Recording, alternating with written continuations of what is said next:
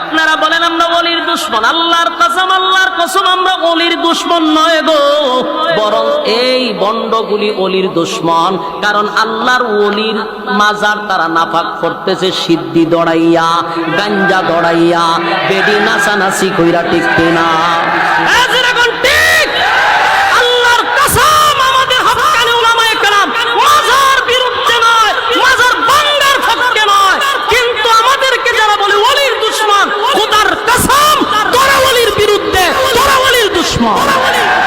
কারণ প্রতিটা মাজার তোরা নাপাক করছস, প্রতিটা মাজারের উরুসের সময় দেখবেন কিছু চ্যাংরা মাইয়া ফানাই না নাচায়, এরা গান গায়, জমিনটা নাচছিল কেন, জমিনটা কাঁপছিল কেন, তাই গান গায়।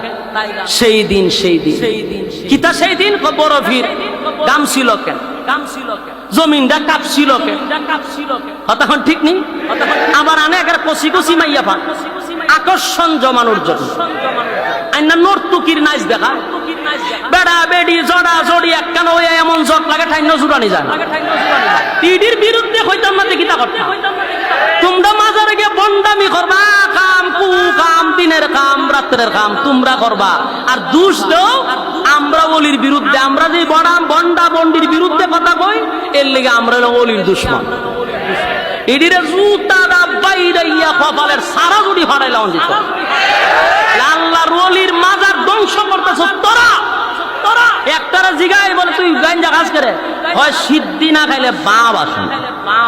আমরা যখন ঠান্ডা দেয় আমরা বাবের জগতে যাই, চিন্তা করেন কত বড় কামেল। হয় আমি যখন টান দেই তখন দেখি তাল গাছ আমার মাথার উপর, ইয়ার কাছে গিয়ে একটা মজমা জমায়, দেখছেন নি তা? আমি ওর সুমার সাথে হেফজ করতাম, বলেন ওর সুর চিনছেন? আবাস নৌজান সাহেব মারা গেছে, ওনার কাছে আমি হেফজ পড়তাম। তখন বিশুদ্ধ আইলে ছাত্র মানুষ, বিশুদ্ধ আইলে উজুর যেতে বাড়ি, আর আমরা বাল্লা দিয়ে যাইতাম হরমপুর। কথা বুঝতেছে? হরমপুর যাইতাম, ছোট মানুষ, দাঁড়িয়ে দূরের কথা, 12-13 বছরের। হরমপুর মাজারে যাইতাম, আমার পুরা সবই আছে, গিয়া দেখতাম একটা সাইড আছে, ওই সাইডে থেকে দেখবেন এখানে সব জড়া একখানে গিয়া দেখতাম, এটা লাল শালু, কোনটা এখানে লাল, কোনটা হাতের মধ্যে কত শিকল মিকল বক্কর সকল লইয়া বই থাকতো। ইতান আলাদা একটা মজমা আছে, সব তীর দ্বারে গেছি গিয়া দিয়ে মুস সব না সব হিড়ির নাক কয়ার মুখ কইডি গুথায়া বাইর করতে গেলে আমনে বিভিন্ন ধরনের যন্ত্র লাগবে, এটা আমরা তুগায়া বাইর করতে, দুয়ার বন্ধ হয়ে মুস লাল হয়ে গেছে।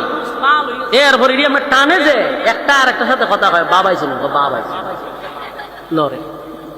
হায় হায় হায় রে, কি পরিমাণ যে বন্ডামি চলতো তখন দেখতাম। প্রতি বৃহস্পতিবার আমি কারণ একটু বেশি জানি, কেড়ে জানি আমি মাজারও ঘুরছি, মাজারা প্রত্যেক বৃহস্পতিবার আমরা যাইতাম। ওরসপুর যারা পড়ছে এরা হয়তো বৃহস্পতিবার উজু যাইতো বাড়ি, আর মাজার আমরা যাইতাম, গিয়া দেখতাম এই বন্ডামি। কেউ দেখতাম সেজদা দিতেছে। বলুন আমরা কি ওলির বিরুদ্ধে? ওলি কি কয়ে গেছে সেজদা দে? ওলি কইছে যে তোরা কি আপনি কেন গাঞ্জা খা? ওলি কি করছে? আল্লাহর ওলি যদি সঠিক হয় আমরা ওনার কবর জিয়ারত করি, শুনুন তোরা যেই নাফাক করতাছস, আবার এটার বিরুদ্ধে কথা হইলে হয় আর ওলি আল্লাহর দুশমন, জুতাটা মারবেন সময় খবর। এরা বন্ডামি তো আস্তে আস্তে শেষ হয়ে যেতে যায়। লাল বাতি জ্বলে গেছে ব্যবসা, বিনা ভঞ্জির ব্যবসা, আর যত মাজার দিয়ে সব দিয়ে রাস্তাঘাট, যেটা কি ভিতরে হইতে পারে রাস্তার খানিত কেনে ঘটনা কি? হ্যাঁ, ওই দেখা যায় বন্ড বাবার মাজার নামের কারখানা, ওই দেখা যায় বন্ড বাবার মাজার নামের কারখানা।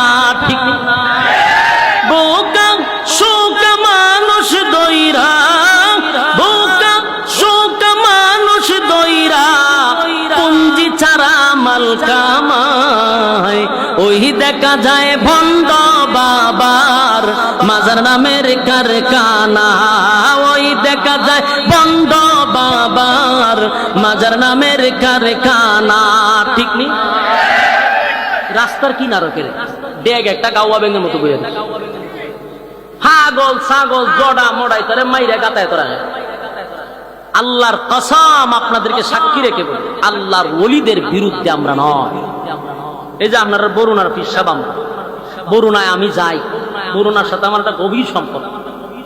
বরুণার আল্লাহর ওলির যারা আছে, যারা আমাদের মুফতি ওলিউর রহমান সাহেব সহ, অতীতে যারা ছিল রশিদুর রহমান সাহেব সহ, খলিলুর রহমান সাহেব সহ, আমাদের বদরুল আলম হামিদি সাহেব সহ, বলুন তো দি কোনদিন দেখছেন এরা মহিলার সামনে যাইতে নিতারবেন? কোনদিন রশিদুর রহমান ফারুক সাহেব তো ক্যামেরার সামনে কথা কয় না, খাইন্দা দেয়, ক্যামেরা দেখলে খান্না শুরু করে। আর তোরা বেড়া বেড়ি লিয়া মজবা জমাস। আমার জন্মটা হয়েছে এমন এক জায়গা বলার মতো না, জায়গা পর্যায়ে জন্ম হয়েছে আমার, কিন্তু আমি হয়তো থামাত নাই। আমার কথা হলো ভাই, হক কথা তিতা, কিন্তু আল্লাহ বলেন হক কথা বলতে হবে। আমার উপরে হুমকি আছে বিভিন্ন ধরনের, কত জোর তুফান গেছে, আমার এগুলো না বললে কি হয়? আমার কথা বন্যামি করতে গেলে তো বলুন, আমরা উপরে যে অপবাদ দেওয়া হয়, আমরা কি আসলে আল্লাহর ওলির বিরুদ্ধে? খোদার কসম, কোন ওলির বিরুদ্ধে না। শাহজালাল মাজারে যদি কেউ আঘাত দেয়, আমরাই প্রতিবাদ করব। কেন? কে আপনাদেরকে অর্ডার দিছে শাহজালাল মাজার ভাঙতে?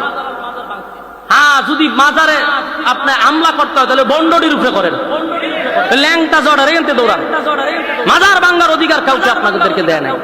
হ্যাঁ, যদি আল্লাহর ওলি সত্যিকারের হয়, মাজার হেফাজত করার দায়িত্ব আমাদের, কিন্তু আপনি জনা মাইরা গাতায়াত রাখছেন, ইটা মাজার ভাঙে সব সমান করে দেন। সম্মানিত শুধু যেই কথা বলতেছিলাম, বেজার হইতেছে না? খারাপ লাগতেছে? হুজুর আইসেনি, হুজুর আসছে, হুজুর আসছে, হুজুর আইলে ডাইরেক্ট হুজুরের স্টেজে নিয়ে আসবেন ইনশাআল্লাহ। 12টা বাজে আছে।